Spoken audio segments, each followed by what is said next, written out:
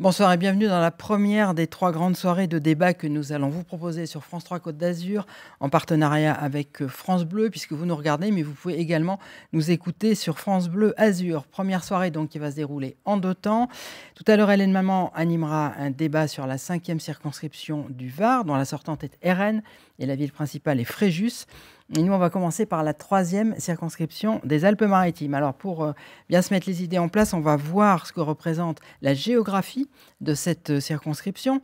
La 3e, donc, il y a une partie de Nice, une grosse partie de Nice, le centre-nord et le nord-est. Il y a 3 autres communes, la Trinité, Falicon et Saint-André-de-la-Roche. C'est une circonscription très peuplée, la plus peuplée des 3 circonscriptions niçoises, avec des territoires très différents. Par exemple, il y a des quartiers comme l'Ariane, mais aussi Cimier, et puis le quartier de la Libération. Voilà, 3 invités avec moi ce soir pour débattre. Philippe Pradal, bonsoir. Bonsoir. Vous êtes le député sortant, vous faites partie de Ensemble, c'est la majorité présidentielle, et vous êtes à titre personnel du parti Horizon, c'est le parti d'Édouard Philippe et c'est le parti de Christian Estrosi.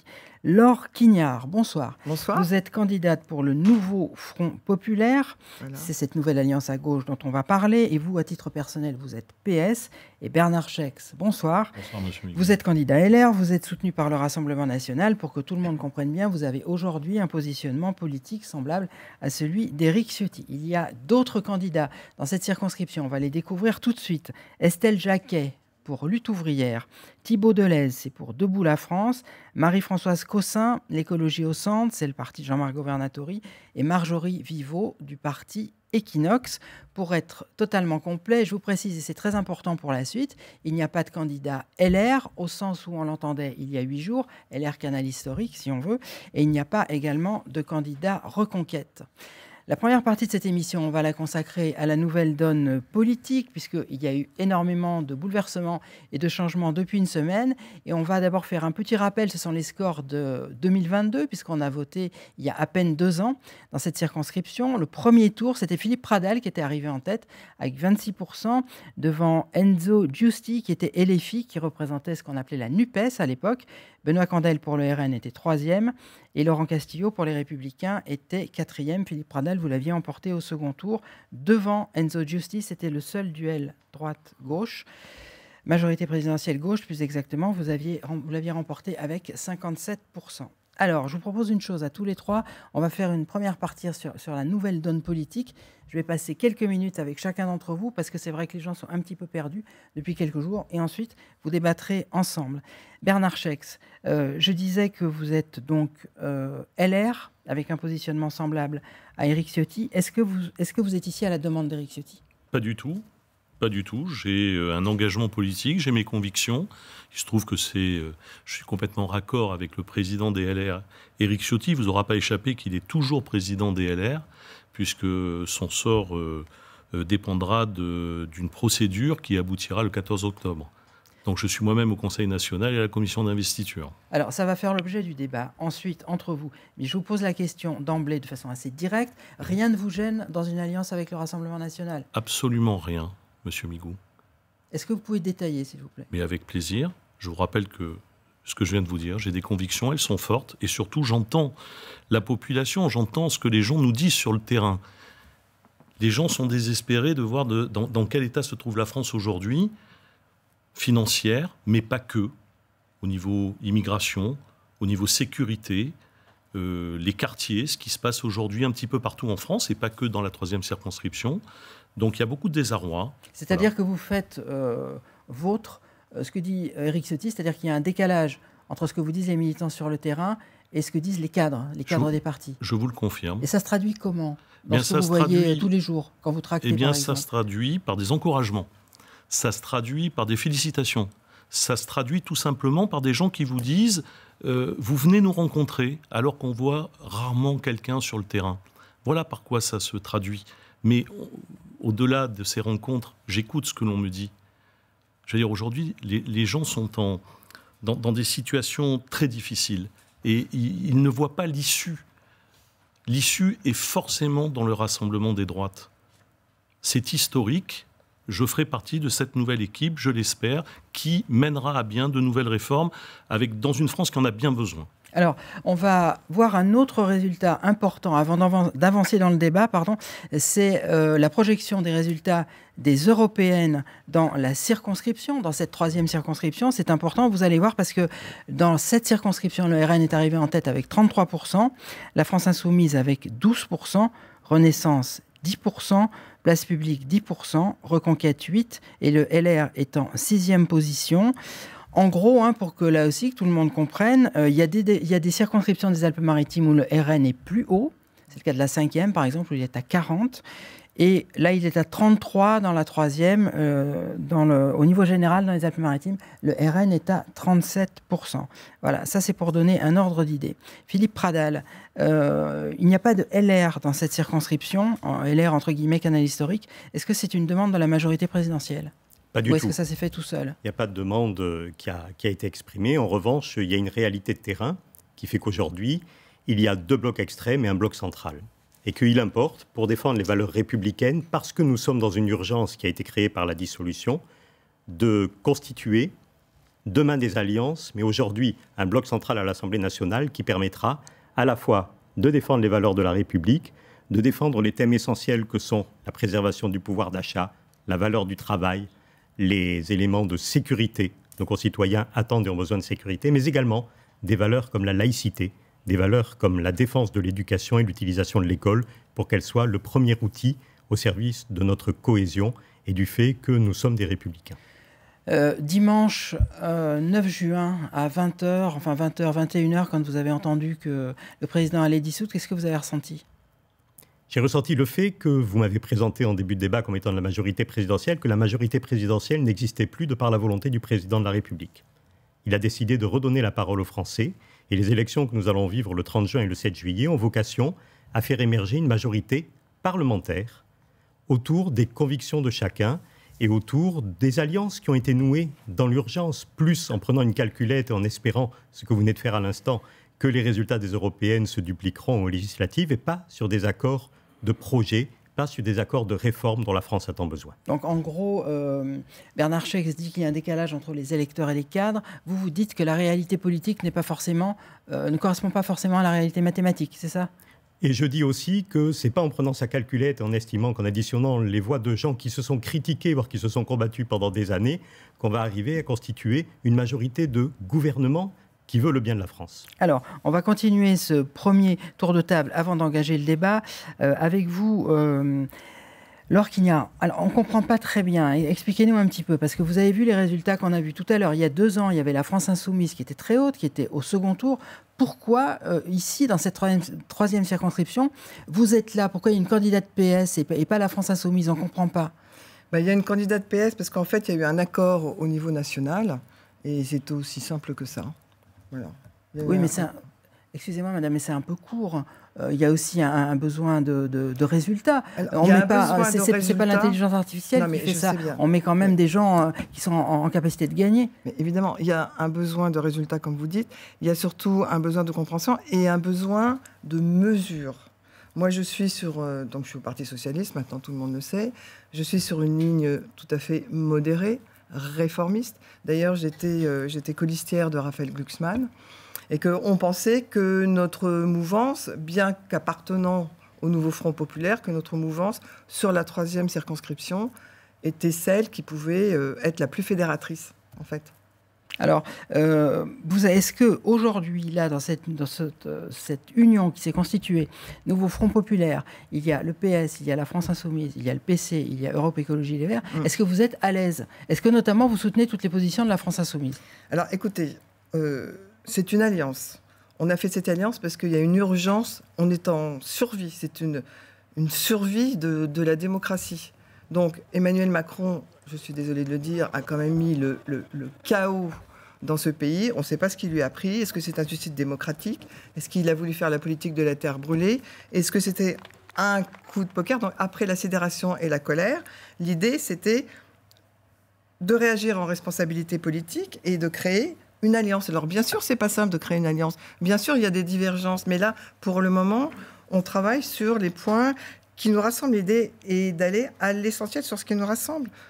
pour une société plus juste, plus humaniste, enfin ce qu'on a dit tout le temps au moment des européennes, plus sociale, etc. Est-ce qu'on peut faire en 3 jours ce qu'on n'a pas réussi à faire pendant des mois précédemment? Mais écoutez, là, de toute façon, on n'a pas le choix. Donc, ça ne sert à rien de se poser la question. On y va, d'ailleurs, on y va tous, on est tous complètement sous pression, les uns et les autres, parce que c'est vrai que c'est complètement inédit. Une campagne de législative qui est 15 jours, 3 semaines, c'est inédit pour tout le monde. Donc là, je pense que c'est là où on peut se rejoindre dans la pression qu'on a, dans le fait que personne n'a le choix d'y aller comme on peut, avec tout ce qu'on a. Et moi, j'ai constaté une très, très grande mobilisation des gens. Et je sais que hier soir, il y avait 410 000 demandes de procuration sur tout le territoire français, ce qui est inédit. Alors, c'est un sursaut démocratique. Alors, je voudrais que vous débattiez entre vous. Je vais vous expliquer pourquoi. Honnêtement, il y a 10 jours, on n'aurait pas pu faire ce débat, tellement les choses ont bougé. On va essayer d'avancer par méthode. Philippe Pradal et Bernard Schex, il n'y a pas très très longtemps, il y a quelques années, vous étiez dans le même parti. Aujourd'hui, vous êtes... alors, pas des extrêmes, mais vous avez des positions complètement différentes. Comment expliquer cela, Philippe Pradal? Quand j'ai adhéré au RPR, le RPR de Jacques Chirac, j'ai adhéré parce qu'il était opposé à l'époque au Front National, parce que le Front National, c'était la parfaite contradiction des valeurs gaullistes. Lorsque dans mon parcours politique, après au sein des différentes transformations du RPR à l'UMP et à LR, j'ai toujours gardé à la fois cette ligne et la ligne du sérieux économique, du fait que la France a besoin de réformes, mais que ces réformes doivent être conduites dans le respect de ses fondamentaux économiques et de la valeur sociale. Moi, je trouve qu'on a un très beau symbole sur la ville de Nice, c'est qu'entoure la gare du Sud, l'allée Charles Pasqua et l'allée Philippe Seguin. Le sens de mon engagement politique, c'est ça, c'est l'autorité autour de Charles Pasqua et l'attention au social autour des thèses de Philippe Seguin. Et puis, nous n'avons pas pu rester, avec Christian Estrosi notamment, au sein de LR. Pourquoi? Parce que nous ne nous y retrouvions pas et que nous percevions ce que nous avons vécu dimanche soir. C'est-à-dire le fait qu'en fait, on croyait qu'il y avait des gens qui étaient LR, qui étaient gaullistes et qui en fait ne le sont pas. Et à quelques heures de la commémoration du 18 juin que nous venons de faire, je crois que dans la famille gaulliste, on a toujours honoré les résistants, on n'a jamais honoré ceux qui renonçaient à leurs valeurs. Bernard Schex, est-ce que vous avez renoncé aux valeurs originelles du gaullisme et qu'est-ce que vous répondez à Philippe Pradal? Eh bien, je lui réponds que, comme d'habitude, c'est la politique du en même temps. C'est-à-dire, en même temps, on est avec les uns et en même temps, on est avec les autres. Et là, on essaie de nous faire croire que la décision a été prise il y a bien longtemps. Peut-être aussi par opportunisme. Je veux dire, non, je n'ai rien renié de mes convictions. Je veux dire, je suis un homme de droite et je ne m'en excuse pas. Je veux dire, aujourd'hui, quand je rencontre les gens que je rencontre, je veux dire, on est encouragé. On est encouragé pourquoi? Parce que la politique menée par M. Pradal à l'Assemblée nationale, ça ne marche pas. Ça ne marche pas. Vous êtes comptable, malheureusement, pour vous, des dettes de la France. C'est 1000 milliards supplémentaires. Ça ne marche pas. Voilà. Il faut se rendre à l'évidence. Aujourd'hui, nous sommes à un tournant historique. Moi, j'ai une carte LR. Je ne l'ai pas déchirée, je n'ai pas quitté le parti, j'y suis resté. Je vous parle depuis... quand je débat, je dis toujours, je travaille pour un rassemblement des droites, pas pour une fusion. Ça n'a rien à voir. Nous garderons notre ADN. Il y a des choses que nous voterons tous ensemble et il y a des choses que nous ne voterons pas. J'ai un côté extrêmement humain, je veux vous le dire. Donc, je ne suis pas dans les extrêmes. Philippe Pradal, quand vous entendez Bernard Schex dire que vous êtes comptable, en gros, si j'ai bien compris, de sorte de naufrage de la France, qu'est-ce que vous répondez? D'abord, la France, elle avance. Elle connaît des difficultés et si on parle de la dette, il faut aussi revenir un petit peu en arrière et relister les crises que nous avons traversées. La crise sanitaire d'abord, où la politique conduite à l'époque par le gouvernement mené par Édouard Philippe a sauvé des entreprises, a sauvé des emplois et a permis un rebond plus rapide que l'on imaginait, que ce qu'on a vu dans d'autres pays à la sortie de la crise sanitaire. Et puis, il y a eu l'invasion en Ukraine. Et puis, la crise énergétique et frumentaire qui en a découlé. Et puis, nous avons vécu le 7 octobre. Et toutes ces crises, elles ont un coût et il faut y faire face. Et moi, je ne renonce à rien. Je considère que ce n'est pas une critique de dire qu'il y a du en même temps, parce que je crois que face à des situations complexes, on ne peut pas avoir un seul prisme. Mais je suis heureux d'entendre, mais je pense qu'au Rassemblement national aussi, ils seront heureux d'entendre que M. Schex ne votera pas certaines réformes proposées par M. Bardella. C'est-à-dire, vous pouvez, Parce que M. Chaix vient de dire qu'il ne voterait pas. Et je pense que si on prend par exemple dans le programme économique, moi j'ai le souvenir d'Éric Ciotti défendant à l'occasion de la réforme des retraites, avec une majorité du groupe LR, un amendement qui était disposé historiquement par le groupe LR de la retraite à 65 ans. Nous avons trouvé un terrain d'accord avec la majorité présidentielle, parce que le groupe LR a souvent voté avec la majorité présidentielle. Donc il est aussi un peu comptable de la situation actuelle, notamment sur la réforme des retraites. Et là, on a vu que le Rassemblement national, après nous avoir dit 60 ans, puis 62 ans, et puis je dois aujourd'hui avouer ma perplexité, je ne suis pas assez rapide pour savoir quel sera finalement l'âge qui sera proposé pour la retraite. Et on pourrait décliner ça sur beaucoup d'éléments du programme économique. On anticipe un petit peu parce qu'on parlera des programmes dans la deuxième partie de l'émission. Est-ce que vous pouvez répondre sur ce point quand même, Bernard Chaix ? Alors, sur les retraites, c'est un sujet complexe, tout le monde l'a compris. Aujourd'hui, il y a des mouvements d'idées qui sont en train de se former. Mais Jordan Bardella et Éric Ciotti n'ont pas la même position sur les retraites. Je peux pas vous garantir. En tout cas, nous amènerons également, dans ce rassemblement des droites, notre position. Elle est peut-être pas très éloignée. Nous, en fait, ce que l'on veut, c'est le bonheur des Français. Donc, je veux dire, on l'a bien compris. Je veux dire, aujourd'hui, vous avez des cas spécifiques de carrière longue. On en parlait il y a quelques heures.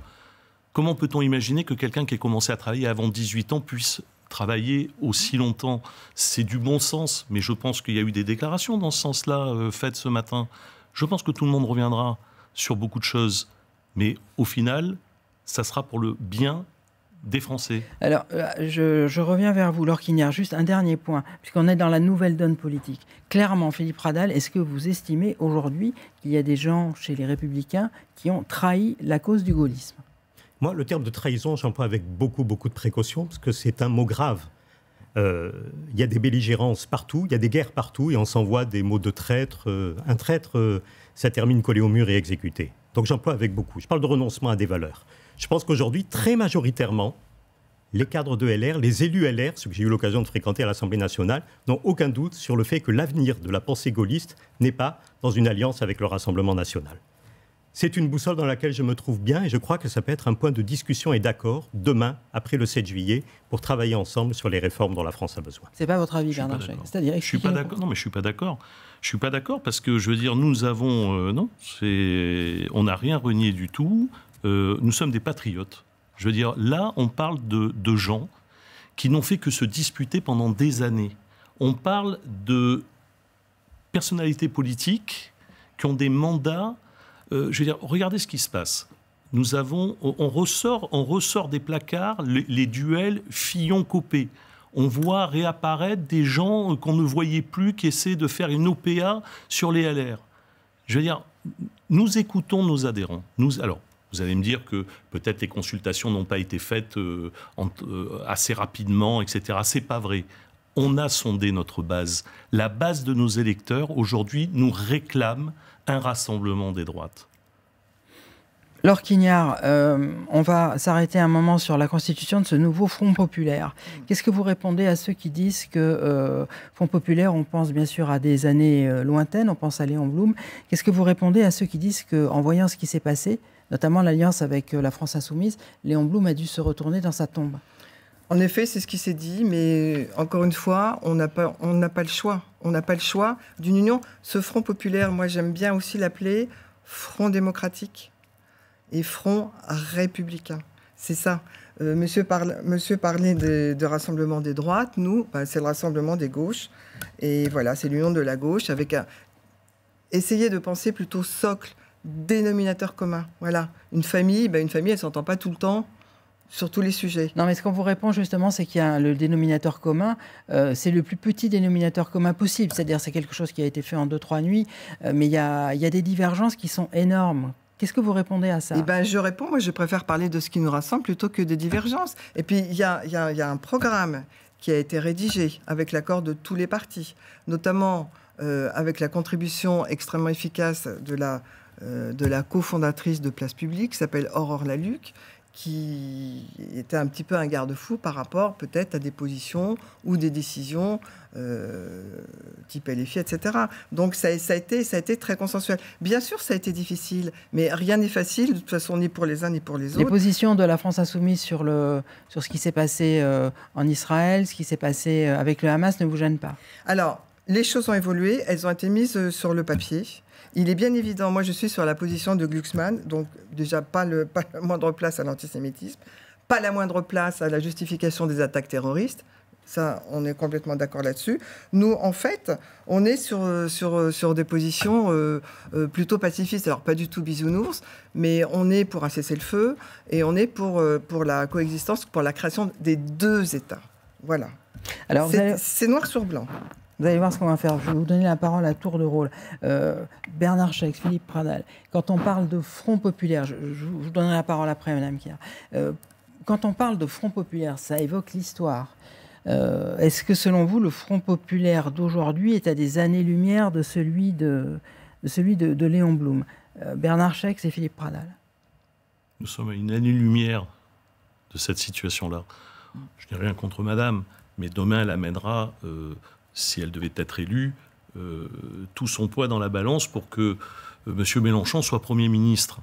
Moi, M. Mélenchon, je ne veux absolument pas qu'il soit Premier ministre. Autant Jordan Bardella ne me fait absolument pas peur, voilà, parce que effectivement, les antisémites se trouvent du côté de LFI, ils ne se trouvent pas chez nous, voilà. Et en tout cas, voilà. Donc, moi, je ne suis pas tout à fait d'accord avec ce qui a été dit. Je vous laisse répondre après, madame. Voilà, c'est mon opinion. Je pense qu'aujourd'hui, en France, le plus grand danger est représenté par M. Mélenchon. Et Philippe Pradal, et par cette alliance des gauches. Quel regard portez-vous sur ce nouveau Front populaire? Après, vous répondez. Le Front populaire de 1936, il s'est construit autour de la partie la plus modérée de la gauche. Le nouveau Front populaire, il se construit autour de la partie la plus extrémiste. Moi, j'ai vécu pendant 2 ans aux côtés des députés LFI et des députés NUPES. Et j'ai vu les députés LFI peser sur les décisions de la NUPES, bien plus que leur nombre ne pouvait laisser penser. À l'Assemblée. Donc aujourd'hui, voter même pour le nouveau Front populaire, c'est donner et renforcer le pouvoir de la France insoumise sur cette coalition qu'ils ont voulu à tout prix parce qu'ils savent que c'est l'instrument de leur puissance. Ben, du coup, je vous laisse répondre, Laure Quignard. Je m'étais engagée. Je vous remercie. Alors, je ne suis évidemment pas d'accord. Mélenchon, pourquoi faire un... Mélenchon, aujourd'hui, ce n'est pas le sujet. Mélenchon n'est pas dans la campagne, ce n'est pas le sujet, il ne sera pas Premier ministre. Il y aura certainement un Premier ministre socialiste. On est quand même sorti avec 14% des voix aux européennes, cher monsieur. Mais Laure Quignard, ça c'est... La donne a changé. Il n'y a aucune garantie qu'il y aura un Premier ministre socialiste. Il faut être honnête. On va s'en occuper. On a fait 14% des voix. Il y aura un Premier ministre socialiste. Alors, je ne peux pas vous l'affirmer... cracher, jurer, etc. Mais je vous dis qu'il y aura un Premier ministre socialiste. Mathématiquement, c'est obligé. Parce que je voudrais que vous répondiez à l'argument de Philippe Pradal. L'argument de Philippe Pradal, c'est de dire que, en gros, la France insoumise grignote petit à petit et impose ses vues au groupe. Voilà. Pourquoi ça ne se passerait pas comme ça aujourd'hui? Parce que déjà, ça se passe moins comme ça. Alors, c'est vrai, je suis d'accord, ils font énormément de bruit. Ils sont outranciers, parfois. Ils font beaucoup le buzz, beaucoup le bruit. Sauf que c'est nous qui avons la main. C'est nous qui avons la main sur cette alliance. Mais ça, c'est vrai que, comme on parle tellement de LFI, de M. Mélenchon, qui, encore une fois, n'est pas le sujet de la campagne, on a la main. On est arrivé à 14%, on a la main. Et les choses se passeront. Il y aura un Premier ministre socialiste, moi je vous l'affirme. Je vous pose une autre question pour que ce soit équitable, hein, puisque je l'ai fait dans l'autre sens. Quel regard vous posez aujourd'hui sur l'évolution de la droite? Disons que ça me désole, ça me désole. Alors, M. Ciotti, sans du tout faire d'attaque personnelle, moi j'ai toujours considéré effectivement il y avait la droite républicaine, etc. M. Ciotti, pour moi, c'était pas l'extrême droite, mais ça a toujours été un peu la droite extrême. Donc moi, je ne suis pas extrêmement surprise de cet accord. Maintenant, ça regarde les gens qui, effectivement, se retrouvent autour de leurs valeurs, de projets communs, certainement. Mais je comprends aussi le désarroi de gens plus modérés qui se sont sentis trahis. Ça, je pense qu'il faut l'entendre, monsieur Schex. Bernard Schex, avant de passer au programme, cette union des droites, on en entend parler depuis un petit moment. Hein, on en entend parler depuis 2015 avec la campagne régionale de Marion Maréchal Le Pen. Est-ce que vous pensez que ce sont des décisions isolées d'individus ou que c'est l'aboutissement d'une longue évolution d'une certaine partie de la droite? C'est l'aboutissement d'une situation qui nous a été amenée en France par les gens qui sont au gouvernement, les macronistes.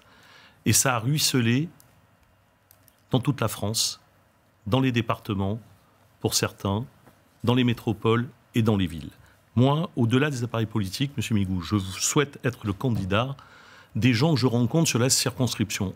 Tout notre débat ne peut pas tourner entre les étiquettes des uns et les étiquettes des autres. Moi, je me bats aujourd'hui pour être élu, pour m'occuper des gens qui ont besoin de nous. C'est-à-dire, c'est ces femmes et ces hommes, je pense notamment aux femmes qui quelquefois élèvent leurs enfants seuls, qui ont 2 enfants et qui ne sont jamais partis en vacances, et qui ont du mal à remplir leur frigo à la fin du mois. C'est ça dont il s'agit.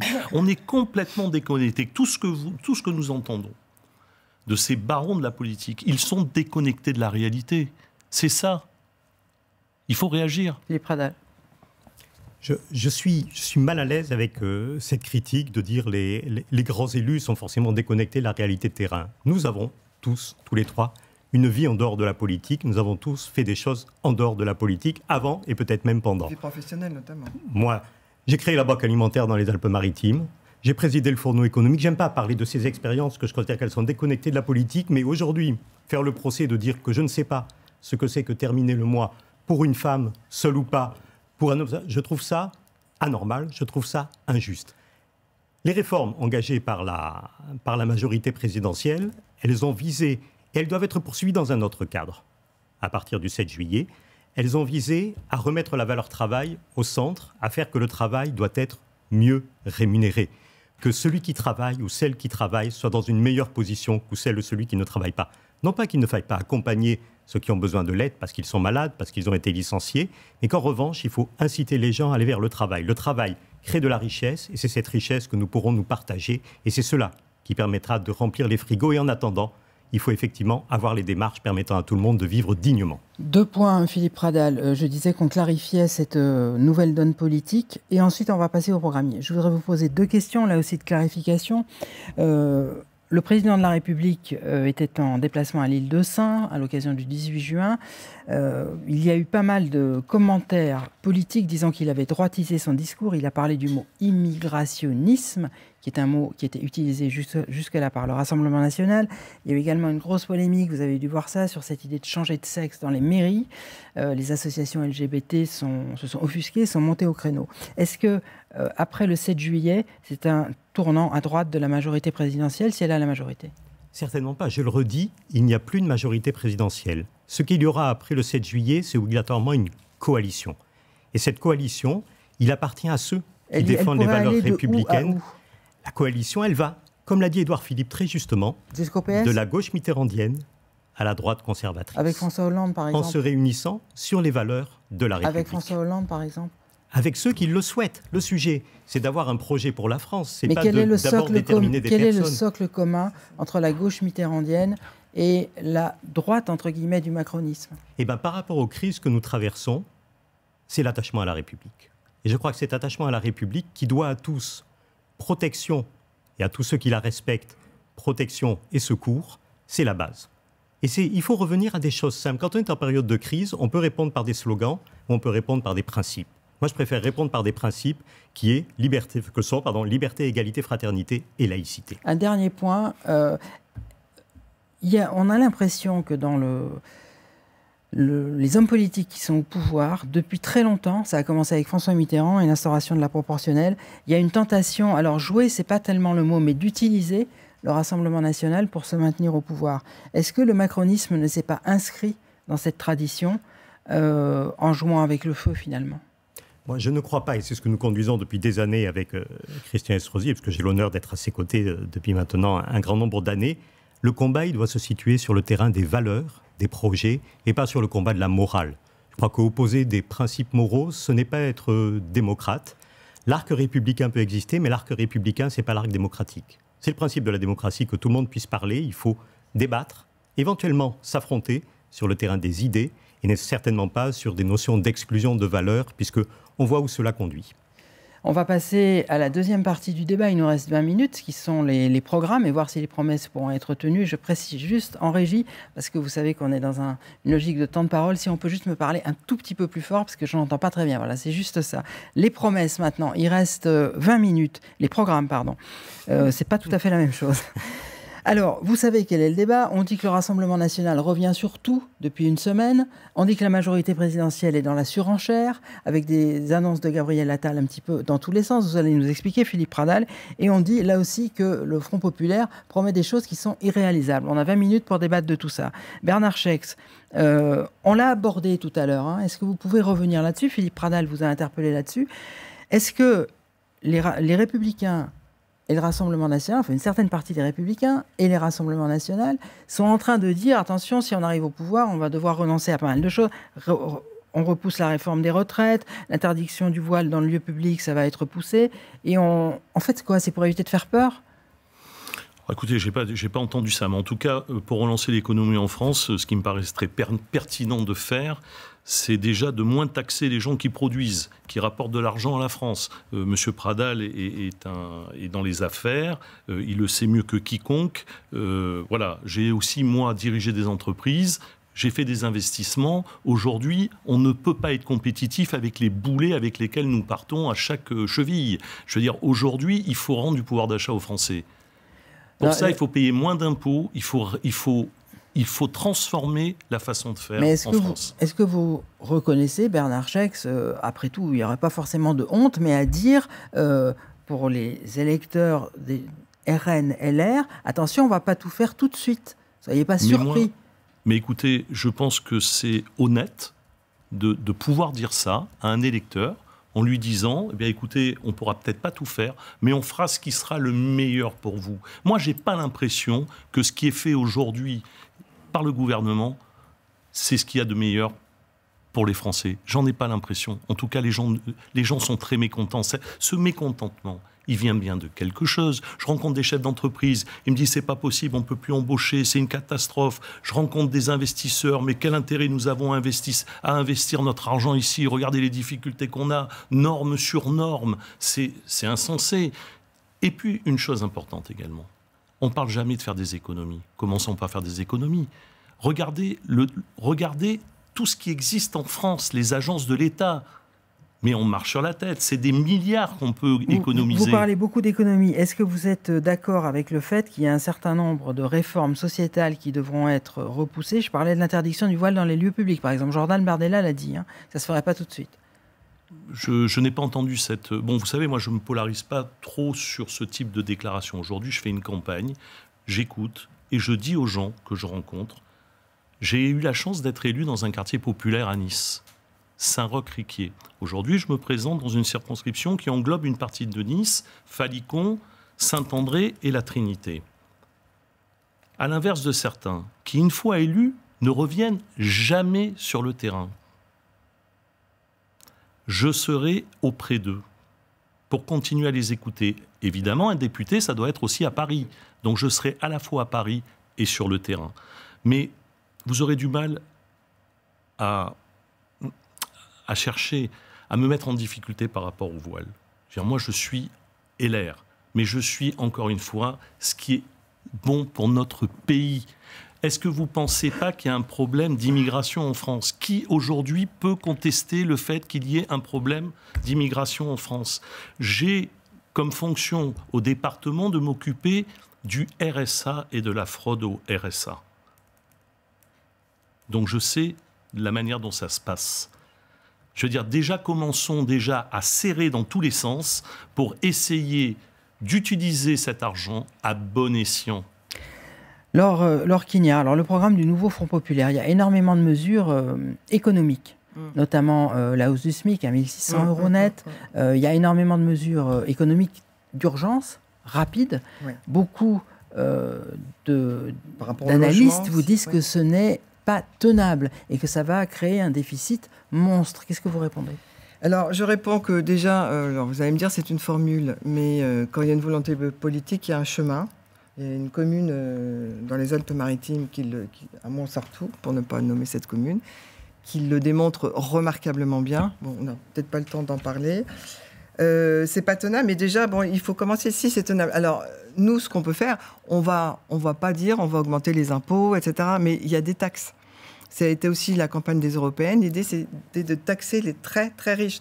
Pas les gens qui ont un bateau et une résidence secondaire, c'est pas ça. Mais des très, très riches et les super profits. Voilà. et rétablir l'exit tax. Enfin, je veux pas être trop technique parce que voilà, mais il y a des taxes, il y a de l'argent qu'on peut recevoir. Et puis c'est pareil, il y aura des mesures d'urgence par rapport au pouvoir d'achat, mais ça peut-être c'est un socle sur lequel on ne peut pas ne pas être d'accord. Un prix stable et modéré de l'énergie. Quelles sont les premières mesures d'urgence? Est-ce que vous pouvez nous donner 3-4 mesures puisque vous dites que ce sera un Premier ministre socialiste, donc on va vous croire pour l'instant, quelles mesures un Premier ministre socialiste prendrait comme mesures d'urgence? Pas de... Eh ben, par exemple, un prix stable et modéré de l'énergie, une tarification sociale de l'eau, un stop à l'inflation alimentaire, réhabiliter des logements qui sont complètement, j'allais dire, hors service, mais malheureusement, il y a plein de gens qui... Il n'y a pas forcément des choses extrêmement coûteuses. C'est quand même augmenter l'allocation autonomie pour les jeunes et augmenter le SMIC et les bas salaires. Ça, c'est des choses qu'on peut mettre en place tout de suite, qui ne vont pas coûter des milliards. Bon, alors après, il y a les grandes lignes, mais on ne va peut-être pas en parler, comme réindustrialiser la France, c'est important aussi. Réaffirmer notre soutien conditionnel à l'Ukraine, c'est extrêmement important.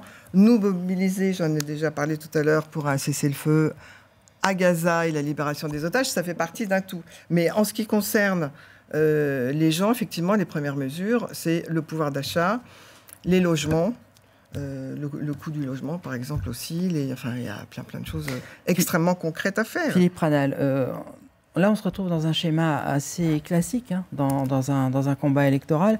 On a toujours des programmes qui sont assez alléchants, assez attirants, et il y a toujours une formation politique, souvent celle qui est sortante, qui présente un programme qui fait peut-être moins rêver, mais dont elle dit qu'il est réaliste. Est-ce que ça va suffire pour la majorité présidentielle? Et est-ce que vous pouvez nous donner les mesures concrètes pour les Français que vous engagerez après le 7 juillet? Les mesures concrètes, parce que c'est le sujet à nos yeux le plus important, sont des mesures qui auront trait au pouvoir d'achat. Il faut ça coûte, ça mieux vivre de son travail. Pas forcément. Pas forcément. Il y a des possibilités de redéployer. Il y a des possibilités... Moi, je suis frappé que notre fiscalité traite exactement de la même façon le revenu du travail avec les autres revenus. Je considère que le revenu du travail doit bénéficier, comme les retraites, d'un traitement préférentiel. Je ne considère pas normal qu'une entreprise qui investit soit traitée exactement de la même façon qu'une entreprise qui distribue la totalité de son bénéfice à ses actionnaires. Donc je pense qu'on a des sujets comme ça, mais les sujets seront des sujets de pouvoir d'achat. Mais pas des pouvoirs d'achat comme c'est traité avec les bouts de programme que j'ai entendus. Le nouveau Front populaire, et là on voit la patte de LFI, c'est blocage des prix, augmentation des salaires. Or, blocage des prix, c'est baisse des résultats des entreprises, donc c'est moins d'embauches. Si dans le même temps, on dit aux entreprises qu'il faut payer plus cher les gens les moins qualifiés, eh bien il n'y aura plus d'embauche du tout. Et donc, la difficulté pour les grandes entreprises, elle est relativement limitée, ça sera le licenciement. Pour les petites entreprises, c'est dire à quelqu'un qui n'arrive pas à sortir 900 € par mois quand il est artisan, agriculteur, commerçant, qui doit payer la personne qui l'embauche au SMIC 1 600 €, soit parfois 2 fois plus que ce qu'il arrive à sortir de son activité. Ça n'est pas normal et ça n'est pas possible. Monsieur Chaix, il illustre le en même temps. Et je comprends la difficulté. C'est avoir en même temps le programme du Rassemblement national qui est pas si éloigné que ça d'un programme très populiste en matière économique et le caractère très raisonnable de LR sur les sujets économiques et qui a fait que LR a voté souvent avec la majorité présidentielle, notamment quand il s'est agi de mettre en place le bouclier énergétique, notamment quand il s'est agi de ne pas voter les motions de censure sur les budgets qui étaient présentés. Et donc on voit bien cette difficulté et ce fait qu'en évoquant le rassemblement, mais dans lequel là aussi, ce n'est pas le Rassemblement national et d'autres partis, c'est le Rassemblement national et quelques députés qui iront avec et qui auront les plus grandes difficultés à peser. On ne peut pas être dans le système du « et confiance ». Voilà, c'est le livre de la jungle, ça. Et je crois que quand on élit un député, on l'élit aussi sur une volonté, moi je vous le dis, avec la majorité parlementaire qui sera créée autour du bloc central et les modérés des deux bords qui souhaiteront la rejoindre, les premières mesures seront des mesures du pouvoir d'achat en faveur de ceux qui travaillent et des retraités. Vous savez, ce qu'on vous dit, Philippe Pradal, ce qu'on vous oppose en tout cas, c'est comment expliquer tout ça pour une majorité qui est au pouvoir depuis 7 ans. En gros, c'est pourquoi tout ça, vous ne l'avez pas fait avant. Mais parce que tout ça est en cours, pour reprendre votre terminologie. La dissolution est venue interrompre, et j'ai entendu des thèmes où je me disais que finalement, le calendrier qui pourrait être suivi par les opposants au gouvernement seront le calendrier du gouvernement. Des mesures en matière de simplification administrative. Normalement, nous serions en train de voter une loi de simplification de la vie des entreprises, que les projets puissent être plus rapide, plus efficace, qu'on remette un peu de confiance, que l'État ne soit pas là que pour contrôler, que pour empêcher, mais qu'il soit là pour aider, qu'il soit là pour motiver. La réforme du marché du travail, réforme des retraites, puis réforme de l'assurance chômage étaient les 3 volets d'un triptyque qui visait en fait à dire la position normale dans une société quand on est en bonne santé, c'est le travail et il faut pouvoir vivre dignement de son travail. Et c'est tous ces 3 lois ensemble qui permettaient d'atteindre ces objectifs. Donc l'élan est interrompu, il devra se reconstituer autour d'une nouvelle coalition du bloc central, mais ça ne veut pas, c'est pas parce qu'on a interrompu la course au milieu avant la ligne d'arrivée que l'objectif qui était fixé pour la ligne d'arrivée doit être abandonné. Alors, il nous reste un peu moins de 10 minutes. Quand on a préparé cette émission, on voulait faire une dernière partie sur vos priorités locales pour la circonscription. Et c'est vrai que tous les 3, vous êtes assez d'accord sur le fait de dire que cette circonscription reflète de façon assez remarquable les soucis nationaux des Français. Est-ce que vous pourriez développer ce thème et qu'est-ce que vous entendez par là, Bernard Schex ? Avec plaisir. 2 thèmes. Tout le monde parle du pouvoir d'achat, mais dans la réalité, tout augmente. Les transports augmentent. L'assurance maladie augmente. Les mutuelles augmentent. Il y a le tramway dans la 3e circonscription. Oui, non, mais le tramway, les travaux ont été arrêtés. Ils n'ont pas été financés. Alors, évidemment, on nous le promet, mais il tarde à arriver. Il tarde à arriver parce que les priorités sont ailleurs. Je voudrais vous parler de sécurité. La sécurité, ça coûte cher. C'est une priorité pour les Français. Regardez ce qui s'est passé aujourd'hui à Nice, ce matin. Boulevard du Bouchage. Une dame âgée, de plus de 70 ans, qui se fait attaquer au sabre. On est à l'angle de la rue de Loy et du boulevard du Bouchage. Est-ce que vous pensez qu'il n'y a pas un effort à faire sur la sécurité ?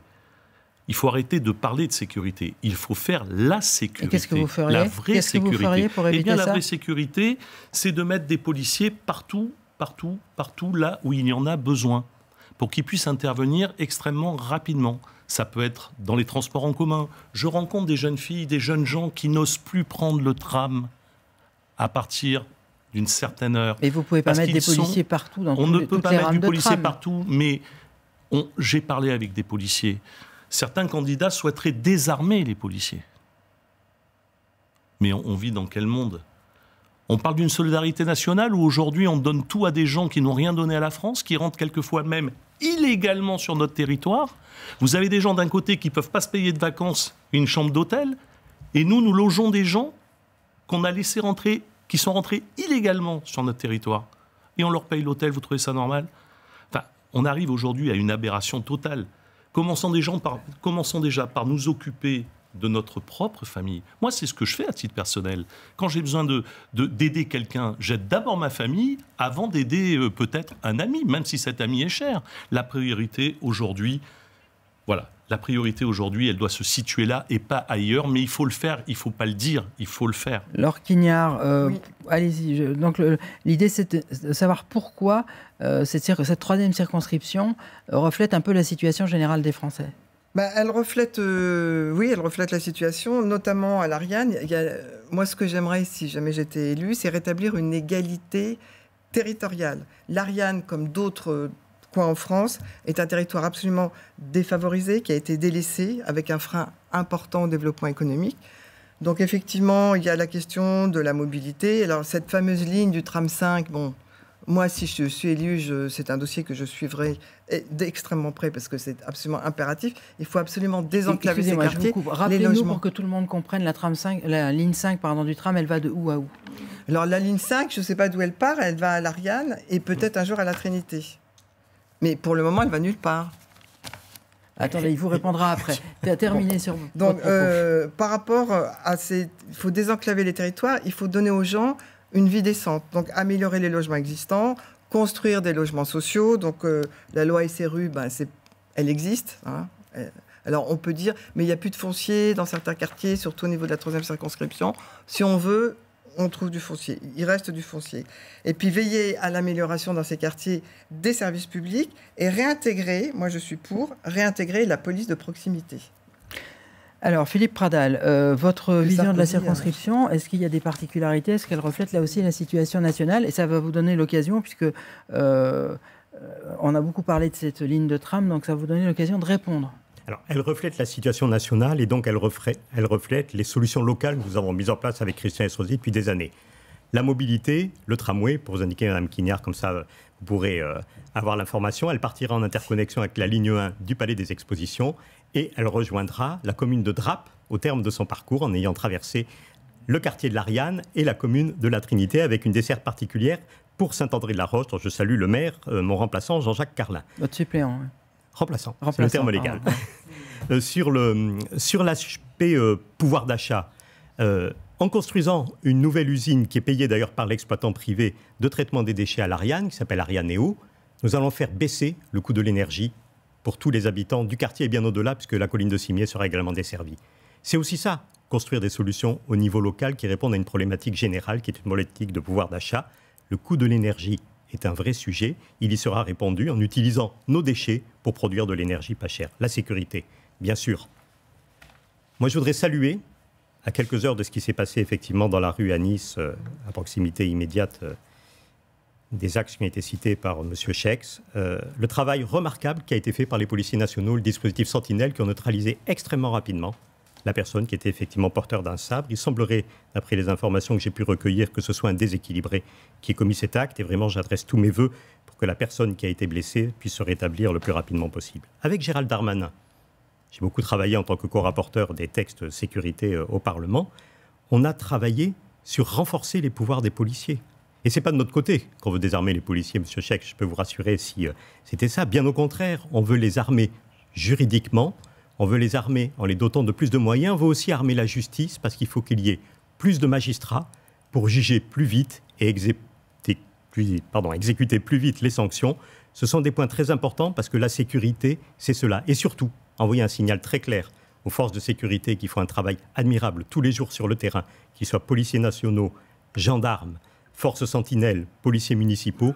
Nous vous faisons confiance parce que c'est vous qui défendez la République sur le terrain, comme les enseignants dans les établissements. Il nous reste 3 minutes. Je voudrais vous poser une dernière question parce que beaucoup de gens pensent à ça en ce moment. Il y a 3 circonscriptions à Nice. Là, on est dans la 3e. Il y a la première dont le sortant est Éric Ciotti. Il y a la 5e dont la sortante est Christelle D'Antorny. Dans ces 3 circonscriptions, on est à peu près dans la même configuration avec un candidat de la majorité présidentielle et un candidat LR soutenu par le RN. Je vous pose la question à tous les deux, Bernard Chex et Philippe Pradal. Est-ce que ce qu'on vit là, ici, dans la 3e, ce qu'on va vivre dans la première, ce qu'on va vivre dans la 5e, est-ce que ça préfigure la campagne municipale de Nice? Vous allez me dire non, mais je ne vous crois pas. Alors, dites-moi, est-ce que ça préfigure la future bataille municipale de Nice? Moi, je ne vous dirais pas non, je vous dirais oui, au contraire. Bien sûr. C'est-à-dire? Déjà, on l'a vu avec l'élection de Laurent Castillo, qui est le seul député européen LR dans notre ville. Évidemment, si au soir du 7 juillet, nous avons 3 députés issus de nos rangs, je vous dis oui, ça enverra un signal très fort pour dans 2 ans.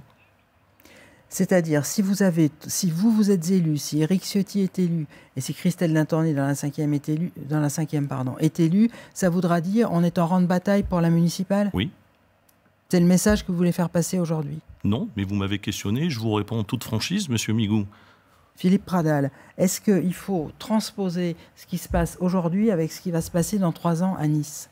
C'est pas la même élection. Dans 2 ans, pardon. Et je vous ferai la même réponse. Est-ce qu'on peut transposer ce qui s'est passé pour les européennes aux législatives? Je vous répondrai non de la même façon.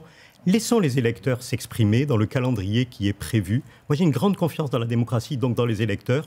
Je ne fais pas de la politique avec une calculette, je ne fais pas de la politique fiction, j'en ai peut-être pas le talent, mais ça ne m'intéresse pas. Oui, Philippe Pradal, sauf que le président de la République avait dit des européennes, je ne tirerai aucune conclusion nationale. Bon, il a dissous. C'est vrai qu'on peut dire qu'après ces législatives, on tirera des conclusions pour les élections à venir. Il ne vous a pas échappé que je ne suis pas le président de la République, donc posez-lui la question. Il nous reste 1 minute. Je vais terminer avec vous, Laure Quignard. Quel est votre objectif dans cette élection? C'est exister à titre personnel ou faire exister une majorité de gauche? C'est faire exister une majorité de gauche. À titre personnel, c'est un combat que j'aime mener. J'ai toujours été engagée dans la vie politique. Je suis une élue de terrain. J'ai eu 3 mandats, même dans un autre... J'étais dans l'Isère, mais ça ne change rien. Est-ce que selon vous, cette union qui vient de se faire peut créer une dynamique au niveau local, à gauche? Ah oui, tout à fait. Même ici, enfin ici aussi. Mais je vous dis que les gens sont extrêmement mobilisés. Merci beaucoup. C'est la fin de ce premier débat. Merci beaucoup à tous les trois d'y avoir participé.